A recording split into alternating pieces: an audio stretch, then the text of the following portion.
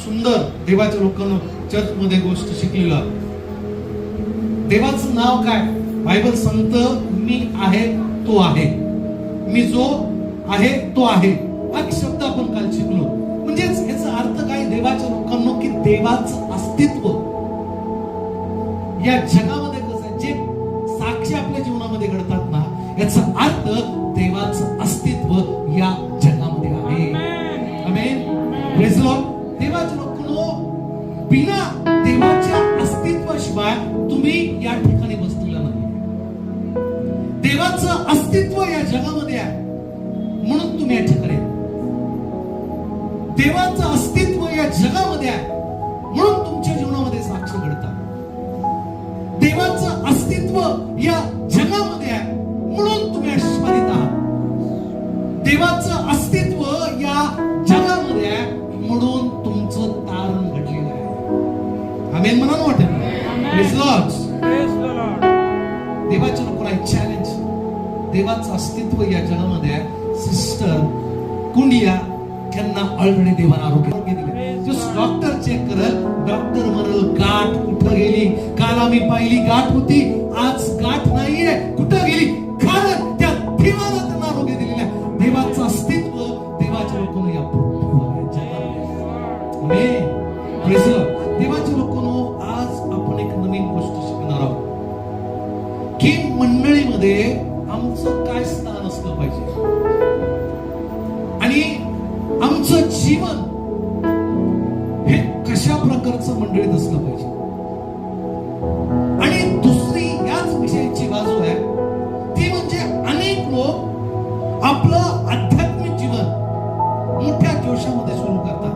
होय, आम्ही प्रार्थना करणार, आम्ही आराधना करणार, आम्ही सेल मीटिंग घेणार, आम्ही प्रत्येक रविवारी चर्चला जाणार, आम्ही दररोज पवित्र शास्त्र न चुकता वाचणार, आम्ही न चुकता कौटुंबिक प्रार्थना करणार, आम्ही सेवा करणार, आम्ही आत्मेची करणार, आम्ही सगळ्या गोष्टी करणार. देवाचे लोक, अनेक लोक मोठ्या जोशानं आपल्या आध्यात्मिक जीवनाची सुरुवात करतात.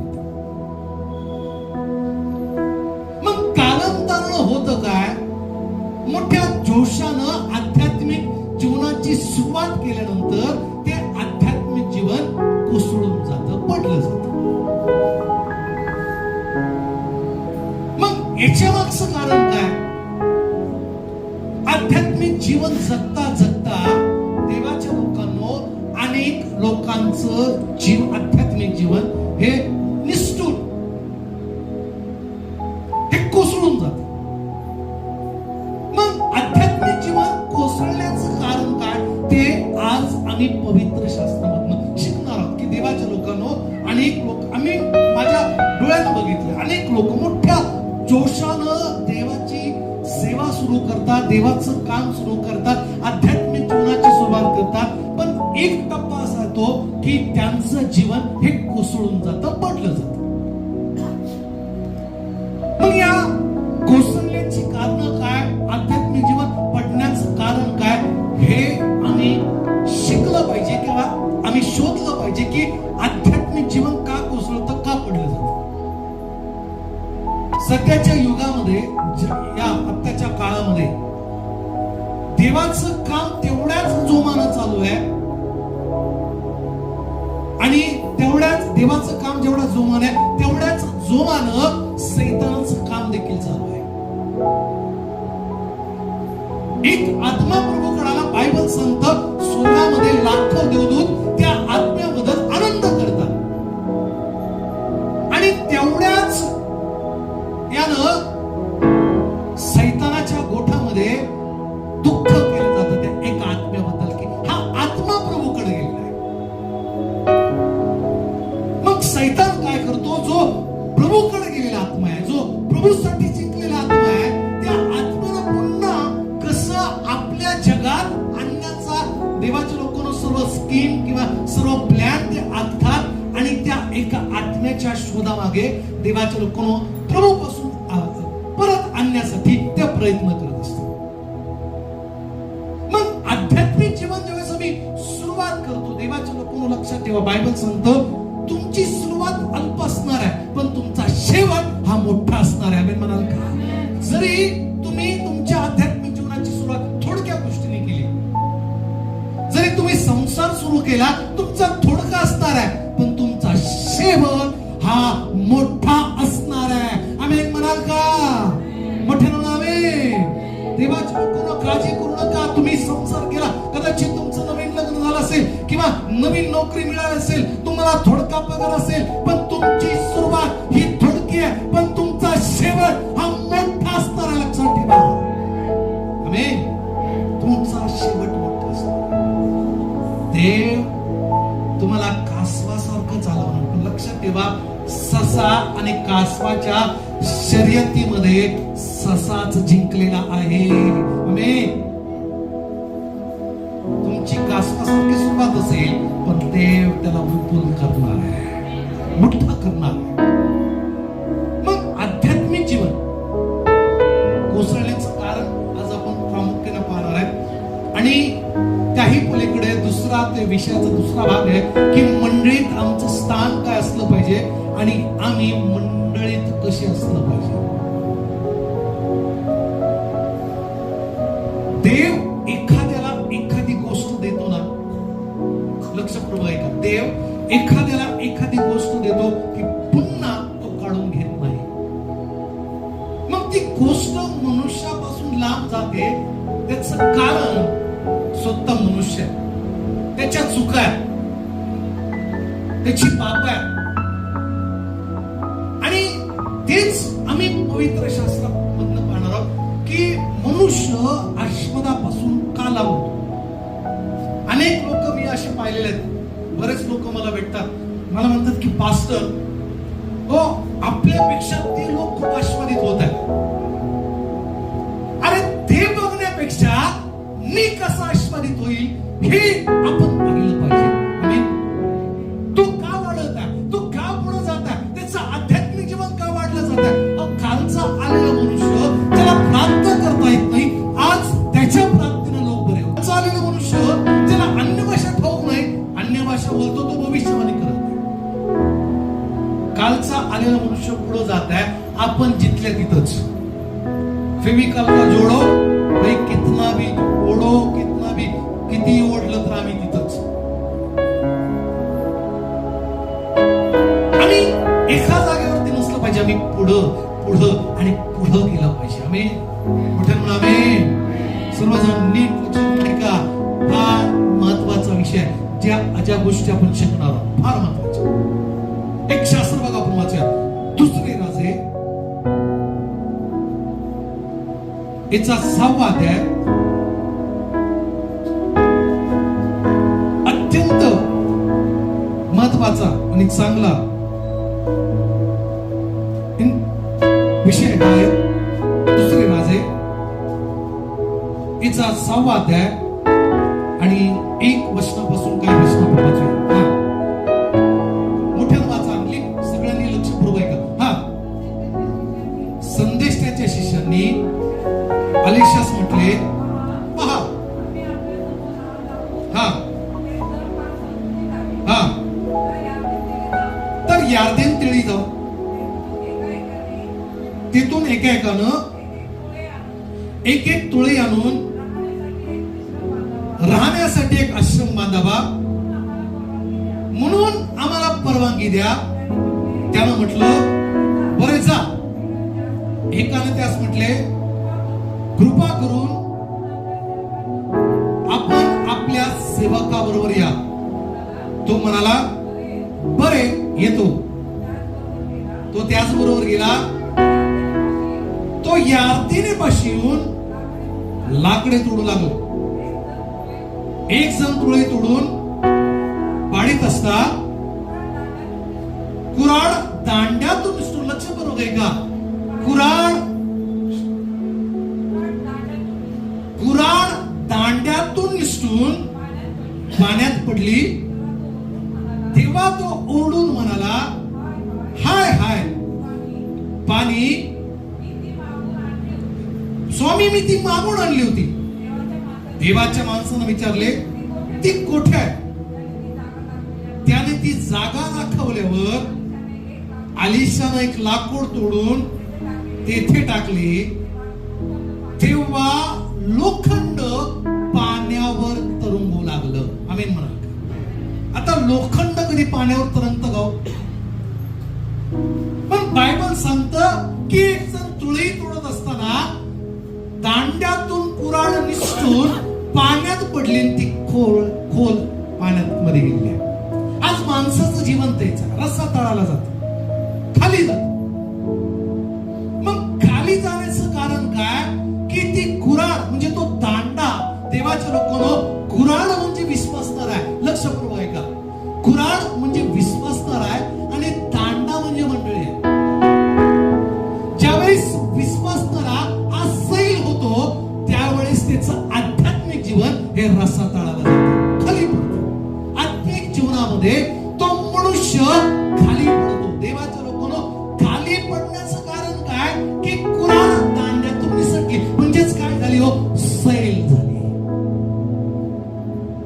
ज्यावेळेस मनुष्य प्रार्थना करण्यामध्ये सैल होतो, तो आध्यात्मिक जीवनामध्ये खाली कोसळतो. ज्यावेळेस आम्ही आराधना करण्यामध्ये सैल होतो, आमचं आध्यात्मिक जीवन पडतं, कोसळतं. सैल, देवाच्या लोकांना लक्ष बरोबर आहे का?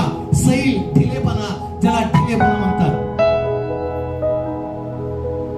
हा सैलपणा जो आमच्यामध्ये आलेला आहे, हा सैलपणा जोपर्यंत आमच्यातनं निघणार नाही. बायबल सांगतं ती कुऱ्हाड लाकूड तोडत असताना कुऱ्हाड निसटली, हो, सैल झाली, ढिली झाली. देवाच्या लोकांनो, हाच ढिलेपणा आमच्यातनं निघून गेला पाहिजे. आमेन म्हणाल का? Praise the Lord. विश्वासणार आहे, दांडा म्हणजे मंडळी आहे. आम्ही मंडळीत असताना, चर्च मध्ये असताना आमच्यामध्ये ढिलापणा नसला पाहिजे. अनेक लोक आराधना करताना ढिलेपणा न राहतात. काय म्हणून सांगतो नाचा, आम्ही जिथल्या तिथंच. नाही बाबा, नाचलं तर माझे इस्त्रीचे कपडे खराब होतील. नाही बाबा, नाचलं तर पॅन्ट फटल. नाही बाबा, नाचलं तर कुणीतरी बघल, हसल. मला नाचते, अहो तुम्हाला नाचतं यो न यो, तुमची कृती देव पाहतो. आम्ही म्हणाल का? जेव्हा तुम्ही कृती करा, देव पाहतो, देव तुम्हाला आशीर्वादित करत. पण देवाच्या लोकांना सैलपणा आमच्या जीवनात नसला पाहिजे. आम्ही म्हणाल का? देवाच्या लोकांनो, कुऱ्हाड दांड्यातून निसटून का पडली? कारण ती सैल होती, दिली होती. आमचं जीवन देखील तसंच आहे. आम्ही आराधना करायला सैल आहोत, देवाच्या लोकांनो ढिले आहोत. देवामध्ये आम्ही सैल आहोत, प्रार्थना करायला आम्ही सैल आहोत, प्रभूचं काम करायला आम्ही ढिले आहोत, देवाच्या लोकांनो. आणि सगळ्यात महत्वाची गोष्ट, चर्चला जायला आमच्यामध्ये ढिलेपणा आहे. फार महत्वाची गोष्ट. हा जो चर्चला जाण्याचा ढिलेपणा आहे ना, तो प्रामुख्यानं आमच्यातनं निघून गेला पाहिजे. आमेन. आमचं आध्यात्मिक जीवन का पडतं? का रस्ता तळाला जातं? देवाच्या लोकांना रस्ता तळाला जाणं फार भयंकर आहे, भयंकर गोष्ट आहे. आणि प्रभूचं काम करायला ढिलेपणा, प्रार्थना करायला ढिलेपणा, ते निसटणं फार फार भयंकर आहे, फार डेंजर. निसटणं. तुमचं जीवन, आध्यात्मिक जीवन रस्ता तळाला जाऊ देऊ नका. देवाच्या लोकांना ढिलेपणा निघून जाऊ द्या. ढिलेपणा काढा, प्रार्थना करण्याचा ढिलेपणा. प्रामुख्यानं मला तुम्हाला सांगू द्या, जेव्हा आम्ही मंडळी चर्च मध्ये येतो ना, आराधना करताना, ज्यावेळेस आम्ही एकत्रपणानं मनानं आराधना करू, मला तुम्हाला सांगू द्या, तिथं सैतान त्याचं काम, त्याचं कार्य कधीच राहू शकत नाही. आम्ही म्हणाल का? सैतान तिथं थांबणार नाही, तर देवाचा आत्मा तिथं काम करणार आहे. मी तुम्हाला सांगतो, एक चॅलेंज देवाच्या लोकांना, तुम्ही तुमचं आजारी शरीर तुम्ही घेऊन या आणि मनापासून देवाची आराधना करा, नाचून देवाची आराधना करा. तुम्ही जाताना आरोग्य घेऊन जा. आमेन. प्रार्थना, माझ्याकडे प्रार्थना करायला यायची गरज नाही. तुम्ही जाताना आरोग्य घेऊन जा. तुम्ही जाताना मोकळेपणा घेऊन जा. तुम्ही म्हणा, अरे मी आलो होतो, माझं शरीर जड होतं पण मी आराधना केली, आता मी हलका होऊन जात आहे. आमेन म्हणाल का? हा ढिलेपणा, जो आराधना करण्याचा ढिलेपणा आहे, तो आमच्यातून काढून टाकला पाहिजे. ढिलेपणा काढा. फार महत्वाचं आहे देवाच्या लोकांनो. ढिलेपणा फार भयंकर आहे. मला तुम्हाला सांगू द्या, इंग्रजीमध्ये त्याला एक शब्द आहे लूज, नाही का? जेव्हा ते लूज नाही का, लूज होतं, लूज सैल, आणि त्याला हिब्रू भाषेमध्ये मेशुकर हा शब्द आहे. मेशुकर हा हिब्रू शब्द आहे. आणि सैल होणं म्हणजे नेमकं काय? ढिलं. आम्ही चर्चमध्ये ढिले होतो, सैल होतो. त्याचं हिब्रू भाषेमध्ये मेशुकर असा शब्द आहे. आणि त्याचा अर्थ इंग्रजीमध्ये त्याला लिंक असं म्हणतात. लिंक म्हणजे लंगडा. आम्ही लंगड्यापणानं आराधना करतो. लंगड्यापणानं आमची आराधना आहे. लंगडा व्यवस्थित चालू शकतो का हो? लंगडा शर्यतीमध्ये धावला चांगल्या लोकांमध्ये, तो पैस मिळू शकतो का हो? आता एका ठिकाणी समजा सौंदर्याची, विश्व सुंदरीची किंवा मिस पुणेची स्पर्धा, आणि सगळ्या स्त्रियांना बोलवलं, ज्या सुंदर स्त्रिया आहेत या आणि या मिस पुणेमध्ये भाग घ्या. आणि सगळ्या आल्या, चांगले जे चांगलं शरीर आहे, दोन्ही हात पाय व्यवस्थित आहे, आणि त्या ठिकाणी एक अधो स्त्री आली, तिला एक पाय नाही. तिला सिलेक्ट करतील का? ती मिस पुणे होईल का? ती मिस महाराष्ट्र होईल का? ती मिस इंडिया होईल का? ती मिस वर्ल्ड होईल का? का? कारण तिच्यामध्ये दोष आहे, तिच्यामध्ये अधूपणा आहे. लक्षात ठेवा, आम्ही अधूपणानं आराधना करतो, ती आराधना मान्य होत नाही. आमच्यामध्ये तो लंगडापणा आहे, तो लंगडापणा मी काढला.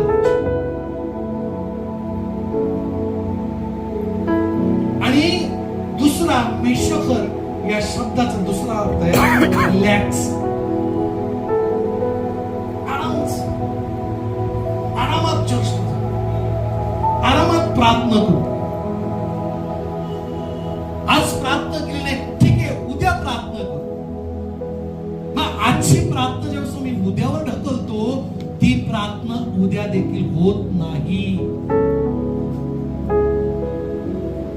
जर येशू आला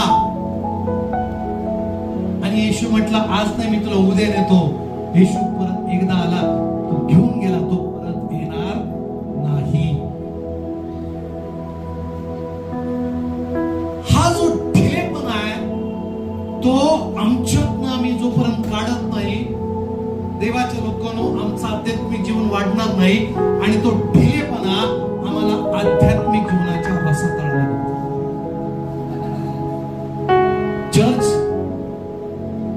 का आम्ही मागावत, का आम्ही आस्वादित होत नाही, का आमची प्रार्थना ऐकली जात नाही, का आमच्या समोरचे लोक आस्वादित होत आहे, ते वाढत आहे, का आम्ही मागावत?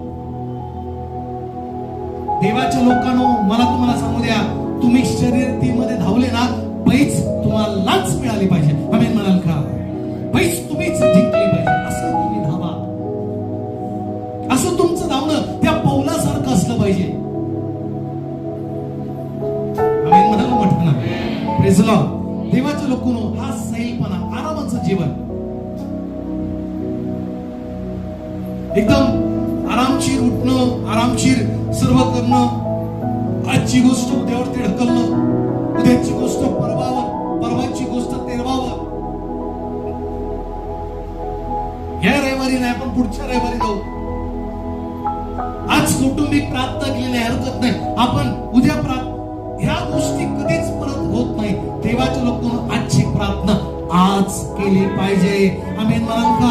देवाच्या लोकांनो, मला तुम्हाला सांगू द्या, जर येशू वधस्तंभावरती मेला नसता, आज आम्ही या ठिकाणी नसतो. जर येशू म्हटला आजच्या ऐवजी मी पुढच्या वेळेस कधीतरी वधस्तंभावरती जाईल, आमचं धारण नसतं, आम्ही त्या सैतानाच्या गुलामगिरीमध्ये असतो.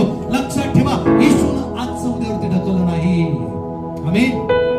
ढकललं होतं, त्यांनी ढकललं असतं तर आज आम्ही कुठं असतो? म्हणून चर्च काळजीपूर्वक ऐका. देवाच्या लोकांना, रस्सा तळाला जाण्याचं कारण काय? आम्ही सैल आहोत, ढिले आहोत. हा ढिलेपणा जर आमच्यामध्ये आहे, तो आम्ही काढला पाहिजे. आम्ही म्हणाल का? Praise Lord. पण तो संतोष मला वाटतं 25 किलोमीटर, किती किलोमीटर लांब लागतो? 17 किलोमीटर. तरी प्रत्येक रविवारी चर्चमध्ये शम्मुएल सेम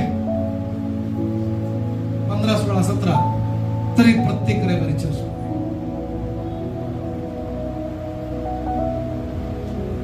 हे आमच्यामध्ये जो ढिलेपणा आहे, तो ढिलेपणाने काढला पाहिजे. आम्ही पूर्णपणे काढून. कोणता ढोले? आज तुम्ही घरी जाल ना, माझ्यामध्ये कोणता सैलपणा कोणता आहे तो शोधा. तो कोपरा शोधा. मी कुठं सैल आहे, कुठं ढिला आहे, मी का माग आहे, का मी पुढे जात नाही, का मी आशीर्वादित होत नाही.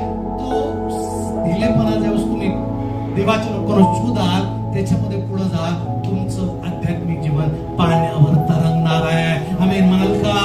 बायबल सांगतं ती कुऱ्हाड जी रसा तळाला गेली होती, आलिशानं लाकूड तोडलं, त्या पाण्यात टाकलं आणि कुऱ्हाड पाण्यावरती तरंगू लागली. Praise Lord.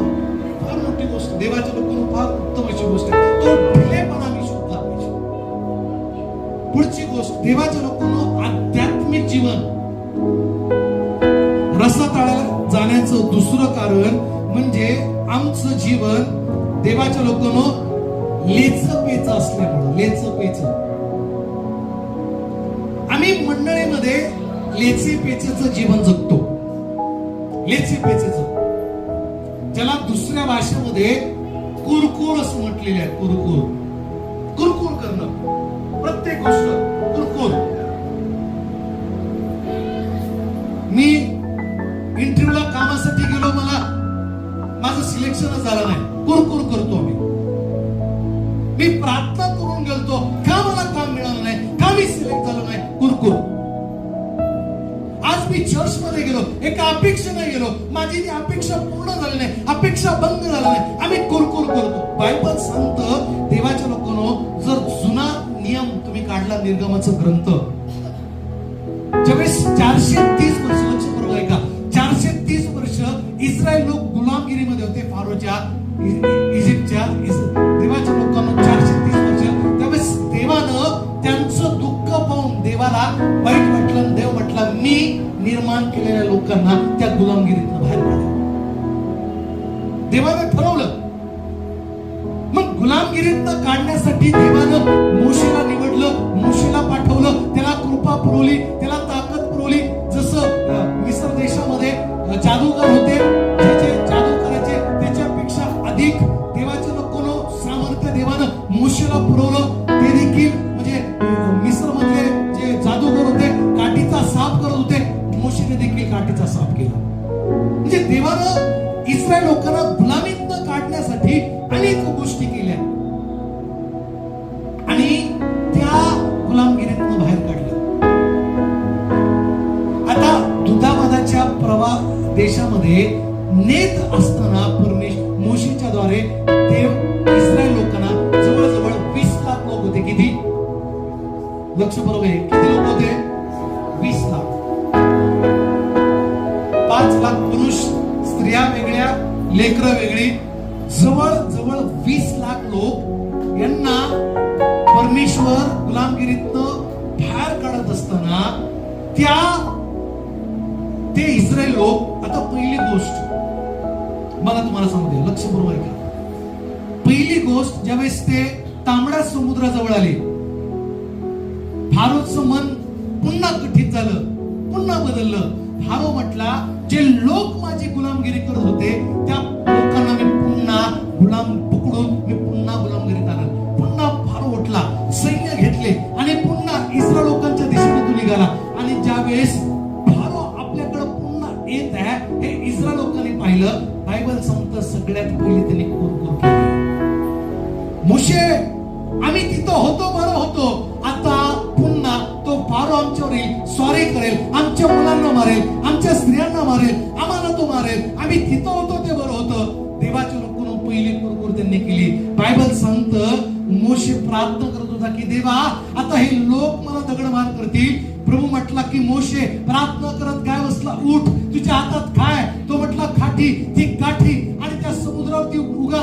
आणि जेव्हा मोशेनं त्या समुद्रावरती काठी उगारली, बायबल सांगतं समुद्र 2 भागामध्ये दुभागला. आम्ही म्हणाल का किती अशक्य गोष्ट. इस्रायल लोक तांबड्या समुद्राच्या पलीकडे गेले, पुन्हा समुद्र जागेवरती आला, सर्व सैन्य फारोचं मेलं. हा चमत्कार तांबडा समुद्र दुभागलेला 20 लाख लोकांनी पाहिला. किती? साधं ड्रम मधलं पाणी आपल्याला वेगळं करता येईल होतं का? देवाला अख्खा समुद्र दुभागला. हा मोठा चमत्कार 20 लाख लोकांनी पाहिला. तरी बायबल मध्ये 15 वेळा इस्रायल लोकांनी देवाविरुद्ध आणि मोशेच्या विरुद्ध कुरकुर केली. किती वेळा? आपल्याला ठाऊक आहे, आम्ही प्रार्थना केली, देवानं ऐकलंय, चमत्कार केलाय, तरी आम्ही देवाजवळ काय करतो? सगळे लोक कुरकुर करतात. देवाचं लोक राष्ट्रवादीच नाही, माझी प्रार्थनाच ऐकली जात नाही, असंच होत नाही, तसंच होत नाही. देवाजवळ कुरकुर, मोशेजवळ म्हणजे पाळकाजवळ कुरकुर. ही कुरकुर करणं, ही कुरकुर करणं आमचं आध्यात्मिक जीवन कसं कळालं नाही तर लक्षात ठेवा.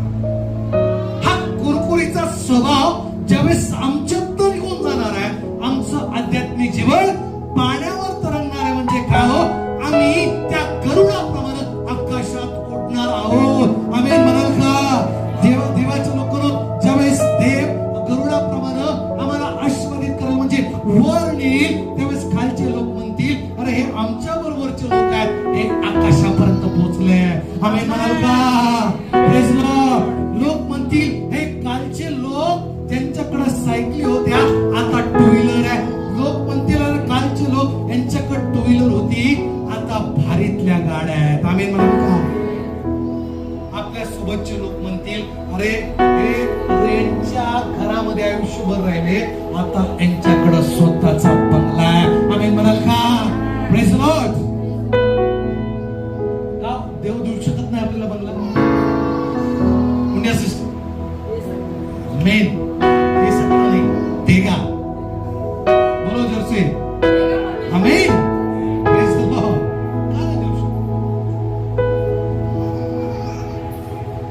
देवाच्या लोकांना कुरकुर करणं हे आम्ही थांबवलं पण. लक्षात ठेवा, बायबल सांगतं मोशे इस्रायल लोक. एक वचन वाचूया, फार सुंदर त्या ठिकाणी लिहिलं आहे. निर्गमनचा ग्रंथ याचा 13वा अध्याय आणि 3 वचन.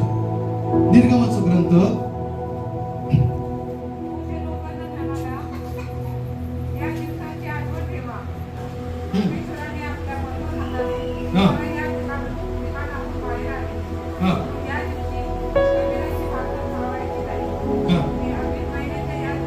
तीन वचन.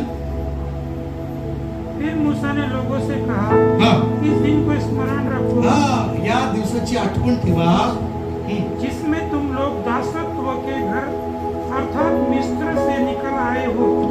यहोवा तो तुमको वहां से अपने हाथ के बल से निकाल लाया है. निकाल लाया है. आमेन म्हणाल का? आठवण ठेवा. दास्यगृहातनं बाहेर निघाला. परमेश्वरानं आपल्या बलवान हातानं तुम्हाला या ठिकाणातनं बाहेर आणलंय. या दिवशी खावायची नाही. बस बस. काय लिहिलं माहिती का? मोशे म्हणतो की या दिवसाची आठवण ठेवा, स्मरण ठेवा, लक्षात ठेवा. देवाच्या लोकांनो, देव आमच्या जीवनामध्ये जे कार्य करतो ना त्याचं स्मरण आम्हाला राहत नाही. स्मरण राहत नाही म्हणून आम्ही काय करतो? कुरकुर करतो. पण मोशे इस्रायल लोकांना वारंवार काय म्हणतो? लक्षात ठेवा, स्मरणात ठेवा की देवानं तुम्हाला दास्यातनं बाहेर काढलंय, गुलामगिरीतनं बाहेर काढलंय. आमेन. Praise Lord. लक्षात ऐका काय सांगतात. मोशे वारंवार आठवण करून देतो की देवानं तुम्हाला गुलामगिरीतून बाहेर काढल्याचं स्मरण ठेवा, याची आठवण ठेवा. आज आम्ही आठवण ठेवली पाहिजे देवाच्या लोकांना, देवानं तुम्हाला आरोग्य दिले. आपण आठवण ठेवली पाहिजे की देवानं आम्हाला कर्जातनं बाहेर काढले. आपण हे स्मरण ठेवलं पाहिजे की देवानं आमच्यावर मोठी कृपा केलेली आहे. आमेन. आम्ही याचं स्मरण ठेवलं पाहिजे की कधी काळात आम्ही गंभीर आजारी होतो, त्या आजारपर्यंत देवानं आम्हाला बाहेर काढलं. हे स्मरणातनं निघून जातं. म्हणून आम्ही काय करतो, देवाविरुद्ध आणि बाळकाविरुद्ध करतो. हॅलो,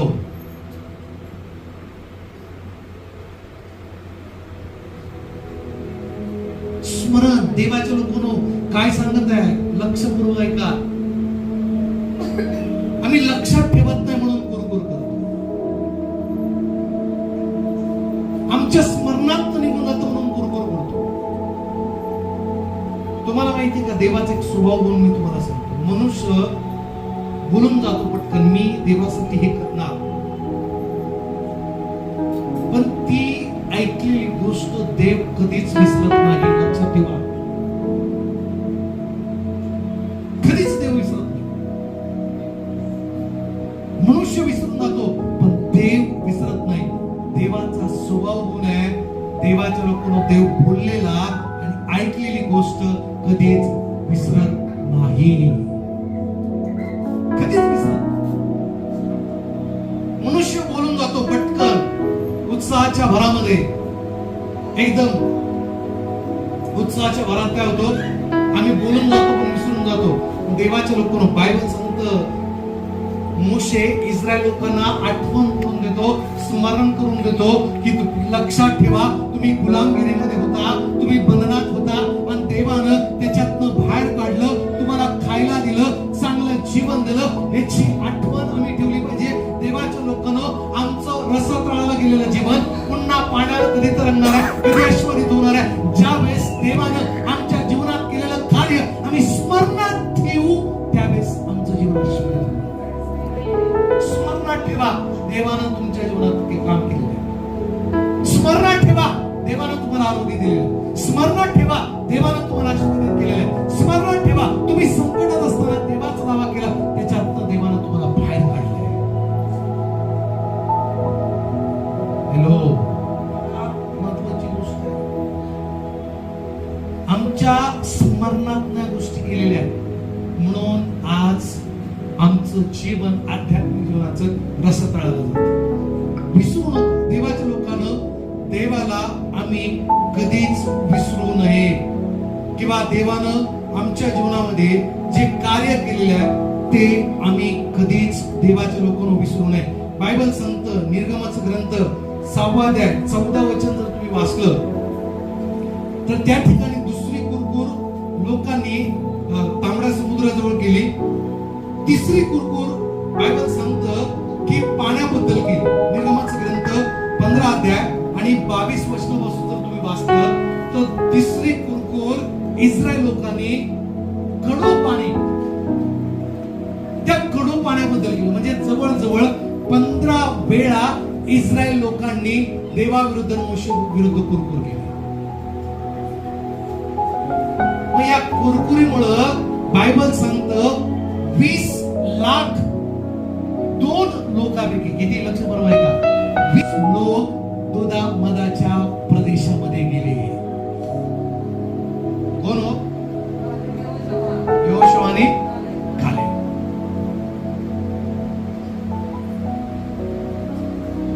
तसं 20 लाख 3 लाख होते, 20 लाख 3 लोक होते. मोशे गेला, मोशे मेला मध्येच. 20 लाख 2 लोकांपैकी फक्त 2च लोक दुधामधाच्या प्रदेशामध्ये गेले.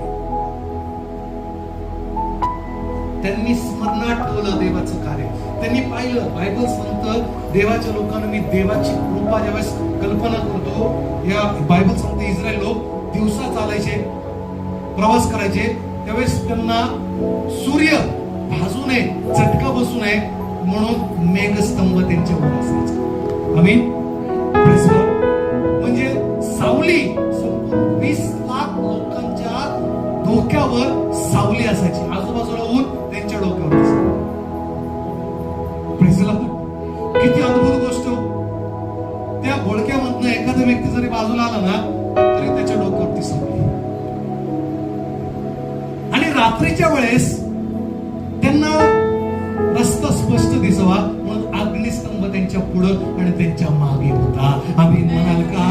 Praise Lord. म्हणजे देवाच्या लोकांना चारी बाजूनं मागं पुढं, देवाच्या लोकांना लेफ्ट राईट अग्निस्तंभ होता समोरचं दिसण्यासाठी. मागणं कुठलं जनावर त्यांच्यामध्ये शिरू नये म्हणून देवाच्या लोकांना तिथलं दिसावं, बाजूचं दिसावं, राईट साईडचं दिसावं, लेफ्ट साईडचं दिसावं म्हणून अग्निस्तंभ त्यांच्या बरोबर रात्रीच्या वेळेस होता. म्हणजे किती अद्भुत देवा, किती महान कार्य त्यांच्या जीवनात केलं. स्मरण ठेवलं, आठवण ठेवलं.